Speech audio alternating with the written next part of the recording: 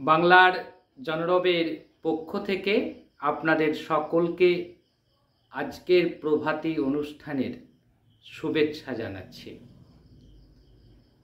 আসলে আজকে আমরা যে বিষয়টি নিয়ে আমাদের বিশেষ প্রতিবেদন ইউটিউব চ্যানেলে যেটা আমরা করে থাকি, যেটা আমরা নিউজ পোর্টালে আমাদের নিউজ পোর্টালে করি না, সেটা রেখে দেওয়া হয় বিশেষ প্রতিবেদনের জন্য।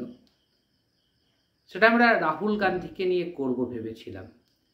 আপনারা সকলেই জানেন যে রাহুল গান্ধীর বিরুদ্ধে জামিন অযোগ্য ধারায় গ্রেপ্তারি পরোয়ানা জারি করেছে ঝাড়খণ্ডের এক আদালত।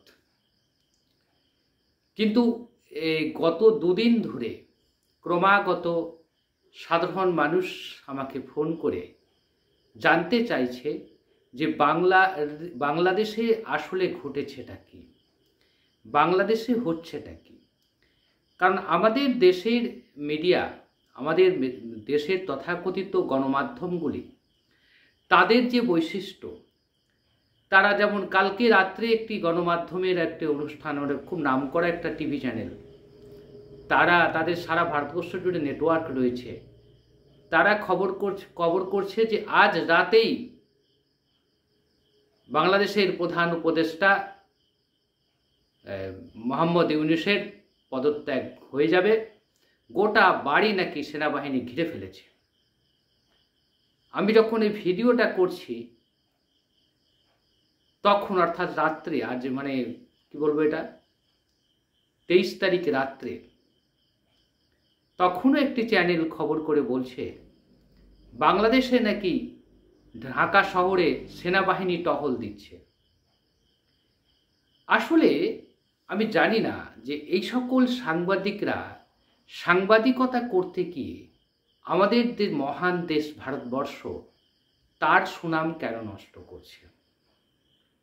কদিন আগে আমরা দেখেছিলাম যে পাকিস্তানের সঙ্গে যখন সংঘর্ষ চলছে আর কি, সামান্য কিছু অশান্তি হয়েছে, সেটাকে যেভাবে বিভিন্ন মিডিয়া, কেউ করাচি দখল করে নিল, কেউ লাহোর দখল করিয়ে দিল, কল্পনায় দখল করিয়ে দিল, এটা যে ভারতবর্ষের কাছে একটা লজ্জার বিষয় এবং একই সঙ্গে এটা যে আন্তর্জাতিক মহলে খারাপ প্রতিক্রিয়া দেয়, সেটা আর বলার বিষয় নয়।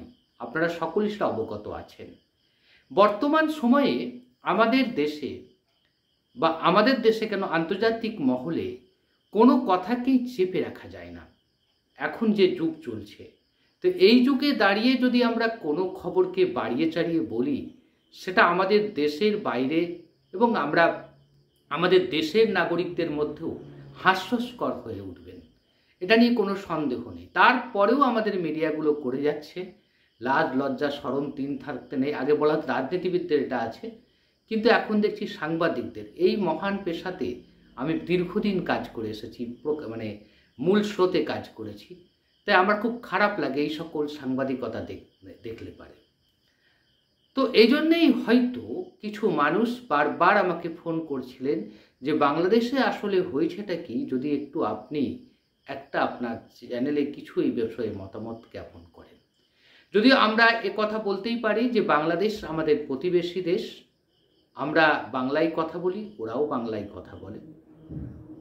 বাংলা ভাষী হিসাবে আমরা একত্র থাকতে পারি এবং আমাদের বাংলা ভাষা সংস্কৃতির ক্ষেত্রে একটা মেলবন্ধন রয়েছে। একটা সময় কেন হাসিনা সরকার, মানে 1 বছর আগেও এদেশের সঙ্গে বাংলাদেশের সম্পর্ক, আমাদের দেশের কলকাতার সঙ্গে বাংলাদেশের সম্পর্ক নিবিড় ছিল, কিন্তু এবারই দেখা গেল মানে আমাদের কলকাতা বইমেলায় বাংলাদেশ আমন্ত্রিত হয়নি বা বাংলাদেশের কেউ আসেনি। এটা আমাদের কাছে খুব একটা কষ্টের বিষয়, দুঃখের বিষয় বলা যেতে পারে। কারণ বাংলা ভাষী হিসাবে বাংলা সাহিত্য সংস্কৃতির মেলবন্ধন ঘটবে না, এটা হতে পারে না। এই কয়েকদিন আগে বাংলাদেশের একটা খুব প্রখ্যাত বিশ্ববিদ্যালয়ের এক অধ্যাপিকা, ভদ্রমহিলার সঙ্গে আমার টেলিফোনে কথা হচ্ছিল হোয়াটসঅ্যাপে।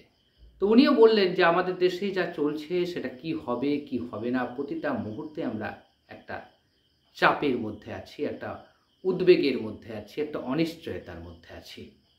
তো যাই হোক, আমরা যে কথাটা যাবো যে বাংলাদেশে হয়েছেটা কি, আসলে বাংলাদেশে কিছুই হয়নি। আমাদের দেশে যেমন মাঝে সাঝে যেরকম ঘটনা ঘটে সেরকমই একটা কিছু একটা হয়েছে। আমার মনে হয়েছে, বা আমি 3 দিন ধরে ওয়াচ করার পর, গত বৃহস্পতিবার থেকে আজকে শনিবার রাতে আমি যখন ভিডিও করছি তখনও পর্যন্ত ওয়াচ করার পর আমার মনে হয়েছে এটা একটা মোহাম্মদ ইউনূস তো নোবেলজয়ী অর্থনীতিবিদ, শিক্ষিত মানুষ, উচ্চশিক্ষিত মানুষ, ভালো মানুষ, 85 বছর বয়স। এই বয়সেও একটা দেশের দায়িত্ব পালন করছে, সেটা কম কথা নয়। এবং যখন দায়িত্ব তিনি পালন করতে এসেছেন তখন তার জাতি অর্থাৎ বাংলাদেশ একটা গভীর সংকটের মধ্যে দিয়ে যাচ্ছিল। সেই অবস্থায় তিনি হাল ধরেছেন। তো এই হাল ধরার পর আসলে যেটা হয়ে থাকে, এই যে একটু আগে বললাম সেনাবাহিনী টহল দিচ্ছে, আমাদের মিডিয়া বলছে, আসলে যে ঘটনাটা হচ্ছে এই যে গত জুলাই বিপ্লবের পর হাসিনা ওখান থেকে চলে আসার পর যেটা হয়েছে যে ওদেশের পুলিশি ব্যবস্থাটা ভেঙে পড়েছে। পুলিশ ব্যবস্থা ভেঙে পড়লে যা হয়, সেখানে পুলিশি ব্যবস্থাটার ওপরে এখন সরকার কি করেছে, সেনাবাহিনীর উপরে ভরসা করেছে এবং সেনাবাহিনীকে গোটা দেশে ডিপ্লয়েড করা হয়েছে, মোতায়েন করা হয়েছে। তাই সেনাবাহিনীর সাজোয়া গাড়ি তাই যাতায়াত করছে, এটা তো বাস্তবতা। আসলে বাংলাদেশের এই যে আমাদের দেশে পুলিশ ব্যবস্থা আছে, থানা ব্যবস্থা আছে, বাংলাদেশে এই মুহূর্তে থানার ব্যবস্থা কতটা সক্রিয় আমার জানা নেই, কিন্তু সেনাবাহিনীরটা তারা গোটা দেশে মোতায়েন করা রয়েছে এবং সে নিয়েই সেনাবাহিনীর সঙ্গে প্রধান উপদেষ্টার একটা সংকট তৈরি হয়েছে, একটা সমস্যা তৈরি হয়েছে। সেই সমস্যা থেকেই আস্তে আস্তে সেটা বেড়েছে আর কি। এবার যেটা প্রসঙ্গক্রমে যে গণ্ডগোলের যে উৎস বা অশান্তি যেটা হয়েছে, আমার 3 দিন ধরে ওয়াচ করার পর আমার যেটা মনে হয়েছে, ওদেশের মিডিয়াগুলো আমি পড়েছি, বিভিন্ন মিডিয়া, নিরপেক্ষ মিডিয়া, সরব মিডিয়া যা করেছে, ইউনূস সাহেব চেষ্টা করছেন সে দেশের গণতন্ত্রকে পুনঃপ্রতিষ্ঠিত করতে। এ নিয়ে কোনো সন্দেহ থাকার কথা নয়। একজন শিক্ষিত মানুষ এবং বয়স্ক মানুষ যখন বলছেন আমি চেষ্টা করছি, নিঃসন্দেহে তিনি চেষ্টা করছেন।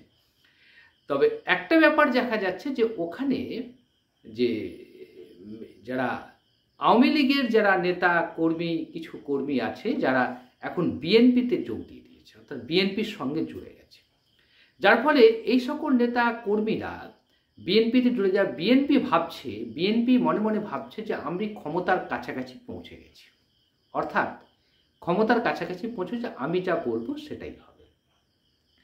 ও সেই জন্যই তারা রাস্তায় নেমে আন্দোলন শুরু করেছে যে ঢাকা শহরে মেয়রের নির্বাচনের এটা হয়েছিল আগে, সেই মেয়র পদে ইশরাক হোসেনকে দিতে হবে, এই দাবিতে বিএনপি আন্দোলন শুরু করে দেয়।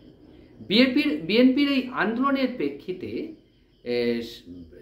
যদিও আদালত রায় দিয়েছিল এবং সেটা মেনে নিতে পারত প্রধান তত্ত্বাবধায়ক উপদেষ্টা, কিন্তু সেটা মেনে নেয়নি। যে কোনো কারণে হোক, সে রাজনৈতিক কারণ হতে পারে বা অন্য মহলের চাপ হতে পারে। কারণ একটা কথা মনে রাখতে হবে যে জুলাই বিপ্লবের সবচেয়ে বড় ভূমিকা নিয়েছিল বাংলাদেশের ছাত্র সমাজ। তো ছাত্র সমাজের একটা বড় অংশ তারা চাইছেন যে এই যত হাসিনার আমলে যত নির্বাচন হয়েছে সবকটি নির্বাচনই অবৈধ বলে ঘোষণা করা হোক। এটা তারা এতে উপদেষ্টাকে বলেওছে এই একই ঘটনা।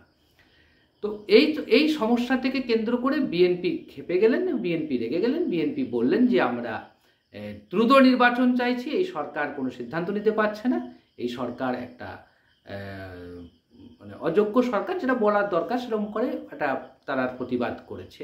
তার আগে একটা ঘটনা ঘটেছে, তার আগে যেটা হয়েছে যে আওয়ামী লীগকে নিষিদ্ধ করে দেওয়া হয়েছে। যদিও এই নিষিদ্ধ করার পদ্ধতিতে আমরা কেউই সন্তুষ্ট নই, এবারে আমি এর খুব বিরোধী। আমরা ভারতীয় মানুষ হয়েও, কলকাতার মানুষ হয়েও আমি এর বিরোধিতা করছি এই কারণেই, যদিও ওই দেশের অভ্যন্তরীণ বিষয়। কারণ কোনো রাজনৈতিক দলকে, কোনো সংগঠনকে নিষিদ্ধ করে আসলে তার কোনো স্বার্থসিদ্ধি হয় না। কারণ তারা ব্যক্তিগুলো থেকেই যায়, ব্যক্তিগুলো এখন এই দল থেকে ওই দলে, যেমন ঘটেছে শোনা যাচ্ছে, বিভিন্ন মিডিয়াতেও খবর তাই, যে আওয়ামী লীগের নেতা কর্মীগুলো সব এখন বিএনপিতে যোগ দিয়েছে। তাই বিএনপি ভাবছে আমি ক্ষমতার কাছাকাছি পৌঁছে গেছি, এবং সেই জন্যে বিএনপি কী করছে, ক্রমাগত আন্দোলন করে চলেছে এবং আন্দোলন বিশৃঙ্খলা তৈরি হচ্ছে ঢাকা জুড়ে। এটা একটা দিক বিএনপির। অন্যদিকে আমাদের মনে রাখতে হবে যে এই যে উপদেষ্টা মণ্ডলী বা যে তত্ত্বাবধায়ক সরকার যেটা গঠিত হয়েছে, এটা কিন্তু সব রাজনৈতিক দলের মতামত নিয়ে গঠিত হয়েছে। শুধু ছাত্র সমাজ গঠন করছে তা নয়, ছাত্র সমাজ হয়তো চেয়েছে মোহাম্মদ ইউনূসকে প্রধান উপদেষ্টা করতে, এর বাইরে কিছু ছিল না। এবং মোহাম্মদ ইউনূস কিন্তু প্রধান উপদেষ্টা হওয়ার প্রথম দিন থেকেই বলেছেন যে আমি যদি কাজ করতে পারি থাকবো, আর না করতে পারলে আমি থাকবো না, আমি ছেড়ে চলে যাব। এটা হচ্ছে মোহাম্মদ ইউনূসের প্রথম দিন থেকে চলে আসছে। এবার হচ্ছে যে এই গণ্ডগোল ডামাডোলের মধ্যে মোহাম্মদ ইউনূস কি করলেন, তিনি একটা গত বৃহস্পতিবার তার উপদেষ্টা মণ্ডলীর সবাইকে মিটিংয়ে ডেকে বললেন আমি আর পদে থাকবো না, আমার কথা কেউ শুনছে না, অরাজকতা তৈরি হচ্ছে, এই আওয়ামী লীগকে নিষিদ্ধ করতে হবে বলে একটা ঘেরাও করে রেখে দেওয়া হলো আমার বাসভবন, শেষ পর্যন্ত আমাকে সিদ্ধান্ত নিতে হলো। এই ধরনের সিদ্ধান্ত, এই ধরনের চাপ সৃষ্টি করে সিদ্ধান্ত আমি মেনে নিতে পারছি না, এবং ইশরাক হোসেনের মেয়র পদে যাওয়াটাও এরকম করে যে চাপ সৃষ্টি হচ্ছে, এটা আমার মন মতো হচ্ছে না, অতএব আমি সরকার চালাতে পারছি না, আমি সরে যেতে চাইছি। এই খবরটা খুব কায়দা করে রটিয়ে দিল কারা? ছাত্র সমাজের যারা আন্দোলন করেছিল, যেমন যাদের আন্দোলনের মুখ ছিল সে নাহিদ ইসলাম, তিনি এখন একটা নতুন দল করেছে, এনসিপি, ন্যাশনাল সিটিজেন্স পার্টি, অর্থাৎ জাতীয় নাগরিক পার্টি। সে জাতীয় নাগরিক পার্টির নেতা এটা রটিয়ে দিলেন এবং সাংবাদিকদের বলে দিলেন। যা বললেন তাতে একটা জিনিস পরিষ্কার, যে বাংলাদেশের মানুষ কিন্তু এখনও মোহাম্মদ ইউনূসের প্রতি আস্থা আছে, জনগণের মধ্যে একটা ক্ষোভ পুঞ্জীভূত হয়েছে। এটা আমাদের কাছে খবর, মানে এটা কোনো গদি মিডিয়ায় খবরে পাবেন না, আমরা যে খবরগুলো সংগ্রহ করি তা থেকে বুঝতে পারছি যে জনগণের মধ্যে একটা ক্ষোভ পুঞ্জীভূত হয়েছে, এবং তারা বলতে চাইছে যে এই মানুষটা এতদিন ধরে এত অত্যাচার সহ্য হলো, আর এই মানুষটা কদিন বসেছে, 9 মাস হয়নি, তার পিছনে লেগে গেল। এইটা যখন ক্ষোভটা যখন তৈরি হলো, তখনই কিন্তু চাপে পড়ে গেল সব রাজনৈতিক দলগুলো, এবং তার পরের দিনেই বলতে শুরু করলো, যেমন জামাতে ইসলামী আমির যিনি আছেন ওখানকারের, তিনি তো ডাইরেক্ট প্রেস কনফারেন্স করলো, আমরা কোনোদিন বলিনি প্রধান উপদেষ্টা সরে, আমরা চাইছি প্রধান উপদেষ্টা 3টে সংস্কার করুক, নির্বাচন করুক, বিচার করুক, সংস্কার করুক, 3টে কাজ তাকে করতে হবে, এবং সেই 3টে কাজ তারা করার চেষ্টা করছে, তাদের সঙ্গে কথা বলেছি, জামাতে ইসলামী বাংলাদেশ বলছেন। এবার একটা কথা খুব পরিষ্কার করে বলে দিতে পারি, আপনাদের প্রত্যেককেই আমি কারো পক্ষপাতিত্ব করছি না, হয়তো আপনারা বলবেন এর পক্ষে কথা ওর পক্ষে কথা বলছেন। জামাতে ইসলাম বাংলাদেশের বৈশিষ্ট্যটা হচ্ছে এটাই, যে জামাতে ইসলাম বাংলাদেশ আমাদের দেশের যেমন আরএসএসের যেমন শাখা প্রশাখা নিয়ে সমস্ত রাজনৈতিক দলে তার লোক আছে, তেমনি জামাতে ইসলামী বাংলাদেশের সমস্ত ওই দেশের সমস্ত রাজনৈতিক দলের মধ্যে তার অনুপ্রবেশ আছে, এবং তার শেকড়টা হচ্ছে একবারে বাংলাদেশের অভ্যন্তরে। যেমন আরএসএসের শেকড় ভারতবর্ষের অভ্যন্তরে রয়েছে, ঠিক সেরকমই বাংলাদেশের অভ্যন্তরে জামাতে ইসলামী। হাসিনাকে ওখান থেকে বিতাড়িত হতো না যদি হাসিনা জামাতে ইসলামকে নিষিদ্ধ না করতেন, তাহলে হয়তো আন্দোলনটা এতটা দানা বাঁধছে না। যখনই জামাতে ইসলামকে ওরা নিষিদ্ধ ঘোষণা করলো হাসিনা সরকার, তখনই কিন্তু হাসিনা সরকার তার 3 দিনের মধ্যে সরকারটা পড়ে গেল, আপনারা যদি মনে করেন দেখবেন। তো তাহলে হাসতানা ইউনূস কী করলেন? ইউনূস প্রথমেই জামাতে ইসলামকে নিজের কাঁধে তুলে নিলেন, নিজের কাছে নিয়ে চলে এলেন। বিএনপি গেছেন আন্দোলন দেখা করতে, শনিবার সন্ধ্যাবেলা দেখা করেছেন।